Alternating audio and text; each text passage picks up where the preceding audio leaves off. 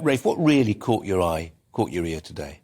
Well, I have to say, there was such a positive energy in the crowd. It was even more electric and alive than 10 years ago for the Diamond Jubilee, although there was, of course, a lot more rain then than there was today. But I would say it was a happy and glorious day, celebrating a happy and glorious reign. And, you know, after 2 years of COVID, everyone being locked up, the last two Trooping the Colours were very subdued affairs at Windsor Castle. What a comeback. What a way to actually say that we're back and to celebrate. And after so much anticipation of the Platinum Jubilee, it started the weekend off for 4 days with a real bang. Nobody does spectacle, pomp and pageantry like we did, and the crowd lapped it up.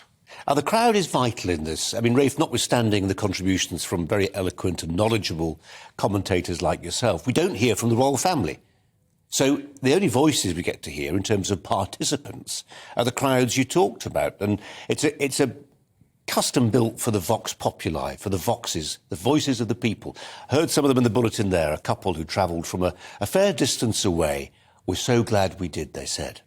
And they weren't alone. I know Canadians who've come over, Australians, people from America who've visited. This really is a global event. I've often said the Queen is the first trans monarch in that she's a transnational figure, uniting people around the world. And you really saw that today with Commonwealth representation as well. And it just strikes me that 70 years is a wonderful achievement, but it's more than 70 years that we're celebrating because the Queen is 96 and she's been part of British life for 96 years. And so everybody who's alive today essentially has a view of the Queen as reflecting our collective history because she's played a role or she's been present through all of the major milestones of our event. So today and this weekend isn't just about celebrating a lady who's stayed on for 70 years in a role. It's about sharing memories of the last 70 years, the last 96 years, the last 100 years. You know, she stepped out on that balcony 70 years ago today, on June the 2nd,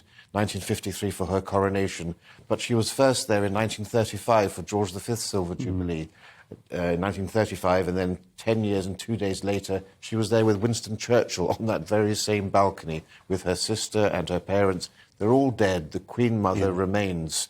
Wherever you look, all of those key moments in our history, the Queen has somehow been present.